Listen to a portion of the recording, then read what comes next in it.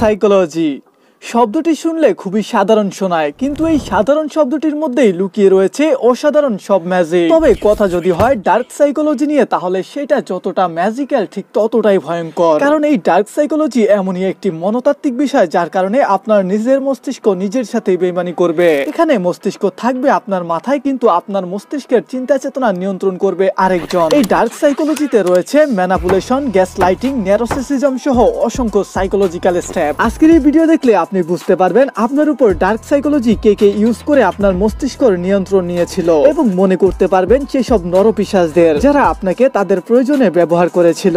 এই dark psychology যখন কেউ কারো উপর প্রয়োগ করে তখন সে বুঝতেই পারে না। তবে কথা দিচ্ছি, আজকের এই ভিডিওতে বলা ডার্ক সাইকোলজি গুলো কখনো যদি কেউ আপনার সাথে ইউজ করার চেষ্টা করে, তাহলে আপনি সেটা আগেই বুঝতে পারবেন এবং অবশ্যই প্রতিরোধ ব্যবস্থা গড়ে তুলতে পারবেন। তবে মূল ভিডিওতে যাওয়ার আগে আমার সাথে ঘটে যাওয়া একটি ছোট্ট সাইকোলজিক্যাল স্টেপ বর্ণনা করি। অন্তত গত 6 মাস আগে আমি ফেসবুক স্ক্রল করার সময় হঠাৎ আননোন একটা অ্যাকাউন্ট থেকে মেসেজ আসে। লোকটি আমার চেয়ে বয়সে অনেকটা বড় ছিল এবং তিনি শুরু থেকেই হাই হ্যালো করে যাচ্ছিল, খুব ফ্রেন্ডলি বিহেভিয়ার করতেছিল। তবে আমি তার সাথে কথা বলার জন্য খুব একটা ইন্টারেস্ট দেখালাম না। এজন্য তিনি আমাকে আমার ছবি দেখিয়ে, ইভেন আমার কলেজের ছবি দেখিয়ে, আমার গ্রামের নাম জিজ্ঞেস করে, সবকিছু জেনে জেনেও তিনি আমাকে জিজ্ঞেস করে যাচ্ছিল। হঠাৎ লোকটি আমার এক কলেজের সিনিয়র আপুর পিক দেখিয়ে জিজ্ঞেস করে ওনাকে চিনো কিনা। তখন আমি স্বভাবতই সত্যি উত্তরটাই দিয়েছিলাম, বলেছি হ্যাঁ আমি চিনি। এরপর কোনো কথা ছাড়াই লোকটি হুট করে কল দিয়ে বসে। তবে তৎক্ষণাৎ আমি কলটি কেটে দিয়েছিলাম। আচ্ছা, এই ছোট্ট বর্ণনা করা কথাগুলোর মধ্যে দুইটা সাইকোলজিক্যাল স্টেপ বয়ে গিয়েছে।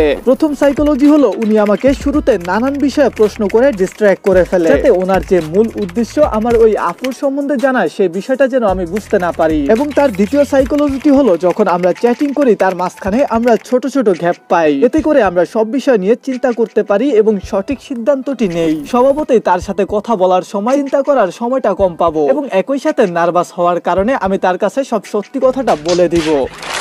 Back to the video. Manipulation. সাইকোলজির সবচেয়ে বৃহৎ স্টেপ হচ্ছে ম্যানিপুলেশন। এই ম্যানিপুলেশনকে আবার বলা হয় দ্য আর্ট অফ ম্যানিপুলেশন, অর্থাৎ এটিকে একটি শিল্প ধরা হয়। এই ম্যানিপুলেশনের মাধ্যমে একজন ব্যক্তি অন্য কারো চিন্তা, মনোভাব, আচরণ নিজের ইচ্ছা মতো নিয়ন্ত্রণ করতে সক্ষম হয়। ম্যানিপুলেশন অনেকগুলো ক্ষেত্রে ব্যবহার করা যায়। ধরো তোমার বন্ধু তোমাকে বললো তুমি যদি সত্যিকারের বন্ধু হয়ে থাকো তাহলে তুমি আমার জন্য এই কাজটি করতেই। এখানে প্রথম বন্ধু দ্বিতীয় বন্ধুর আবেগকে ব্যবহার করে বন্ধুর উপর চাপ প্রয়োগ করে যাচ্ছে, যাতে করে অন্য বন্ধু তার ইচ্ছা অনুযায়ী কাজটি করে দেয়। এটা তো গেল সাধারণ একটি স্টেপ। ম্যানিপুলেশনের সবচেয়ে ভয়ঙ্কর স্টেপ আসে ফেক ফ্রেন্ডশিপে। হাই স্কুল লেভেলে থাকতে আমি খুব বেশি মানুষের সাথে মিশতাম না, যার কারণে মানুষের সাইকোলজি বুঝতেও আমার কষ্ট হতো। যার কারণে আমার উপর অনেকেই ম্যানিপুলেশন ইউজ করে নিজেদের ফায়দা উসুল করে নিত। যেমন ধরেন ক্লাসের নোট, পরীক্ষার সাজেশন ইত্যাদি ইত্যাদি। Guilt tripping.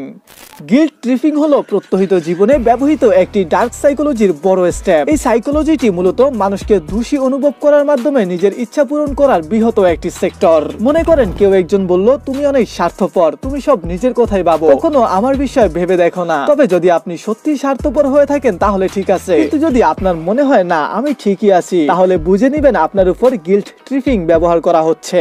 আবার মনে করুন আপনি কোনো একটি অফিসে কাজ করেন এবং আপনি আপনার প্রজেক্টের ফাইলগুলো নিয়ে নতুন নতুন প্ল্যানগুলো নিয়ে সবকিছু ঠিকঠাকই করে যাচ্ছেন, কিন্তু দেখা গেল আপনার অফিসের এক সহকর্মী আপনার প্রজেক্ট ফাইলের আগাম প্রজেক্টের তথ্য চুরি করছে। নিষেধ করার পর তিনি বলে উঠলো ইদানিং আমার শরীরটা খুব খারাপ, আমার সময়টা খুব খারাপ যাচ্ছে, তুমি কি চাও আমার চাকরিটাও চলে যাক? আমার খুব টাকার দরকার, আমার প্রমোশন খুবই দরকার, তাই আমি তোমার প্রজেক্টের তথ্যগুলো চুরি করেছি বসের কাছে প্রমোশনের জন্য। তুমি কি চাও আমার চাকরিটা চলে যাক, আমার প্রমোশন না হোক, আমার বাচ্চাগুলো না খেয়ে মরবে? যদি এমনটা বাস্তব হয় তাহলে ঠিক আছে, কিন্তু যদি আপনার মনে হয় এটা সত্য নয় তাহলে বুঝে নেবেন আপনার উপর গিল্ট ট্রিপিং অ্যাপ্লাই করা হচ্ছে।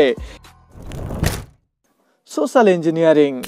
সোশ্যাল ইঞ্জিনিয়ারিং মূলত সকলের পরিচিত একটি ডার্ক সাইকোলজি। আপনারা সবাই নিশ্চয়ই প্রকাশ থেকে নাহিদ বলছি এই অ্যাডভার্টাইজমেন্টটি দেখেছেন। এটাই হলো সোশ্যাল ইঞ্জিনিয়ারিং এর সবচেয়ে বড় একটি বাস্তব উদাহরণ। এখানে অপরাধী হোক অথবা আপনার শত্রু, আপনার আবেগকে কাজে লাগিয়ে আপনার কোনো তথ্যের মাধ্যমে বিশ্বাস অর্জন করে ওই ব্যক্তি আপনার ব্যক্তিগত তথ্য হাতিয়ে নিবে। যেমন বিকাশ থেকে প্রকাশ ফোন করে বলবে স্যার আপনার অ্যাকাউন্ট খুব শীঘ্রই ডিসেবল করে দেওয়া হবে, অথবা আপনার অ্যাকাউন্টের মালিকানা অন্য কেউ দাবি করছে, আমরা মালিকানা নিশ্চয়নের জন্য 4 ডিজিটের একটি কোড পাঠাচ্ছি, দয়া করে নির্ধারিত 4 ডিজিটের কোডটি আমাদেরকে বলবেন। এরপর আর কি, অ্যাকাউন্ট বন্ধ হওয়া অথবা অন্য কেউ অ্যাকাউন্টের মালিকানা না হওয়ার ভয়ে আপনি তাকে 4 ডিজিটের কোডটি বলে দিবেন। ফলাফল কি হবে সেটা আমার চেয়ে ভালো আপনিই জানেন। পারচুয়েশন টেকনিক। এই টেকনিকটি মূলত রাজনীতিবিদ এবং বিভিন্ন নেতা নেত্রীরা মানুষকে প্রতারিত করার জন্য ব্যবহার করে থাকে। সে আপনি বাংলাদেশের রাজনীতিবিদ বলেন অথবা ভারত, পাকিস্তান, সব দেশেই কম বেশি এই টেকনিকটি ব্যবহার করা হয়ে থাকে। বেশি না, একটু পিছনে গেলেই হবে। যখন বাংলাদেশের রাসেল ভাইপারের কথা বলে মানুষকে আতঙ্কিত করে পুরো দেশের একটি গতি মিডিয়াকে রাসেল ভাইপারের দিকে তাক করে রাখা হয়েছিল, আর যখন বাংলাদেশের সমস্ত মিডিয়া রাসেল ভাইপারকে নিয়ে গুজব ছড়িয়ে যাচ্ছিল, তখনই ভারতের রেল লাইন ঢুকিয়ে দেওয়া হয় বাংলাদেশের মাঝে এবং বাংলাদেশের মানুষ রাসেল ভাইপার নিয়ে আতঙ্ক থাকার কারণে রেল লাইনের ঘটনাটা এড়িয়ে যায় এবং শেখ হাসিনা ইচ্ছা করেই এটা করেছে। ইভেন শেখ হাসিনা কিভাবে আমাদেরকে বোকা বানিয়েছিল সেটা নিয়ে একটি আলাদা ভিডিও রয়েছে, যেটা আমি শেখ হাসিনা ক্ষমতায় থাকা অবস্থায় ইউটিউবে আপলোড করেছিলাম। ভিডিওর এই মুহূর্তে এসে আপনাদের কাছে জিজ্ঞেস করতে চাই, ভিডিওতে উল্লেখ করা কোন কোন সাইকোলজিটি আপনার উপর কখনো না কখনো কেউ ইউজ করেছে তা অবশ্যই কমেন্টে জানাবেন, এবং কোন সাইকোলজিটি আপনার কাছে সবচেয়ে ইন্টারেস্টিং লাগছে সেটাও জানাতে পারেন কমেন্ট বক্সে। এবং ডার্ক সাইকোলজির দ্বিতীয় পর্ব আসছে পরের ভিডিওতে। দেখা হচ্ছে পরবর্তী ভিডিওতে। ভালো থাকবেন, সুস্থ থাকবেন, আল্লাহ হাফেজ।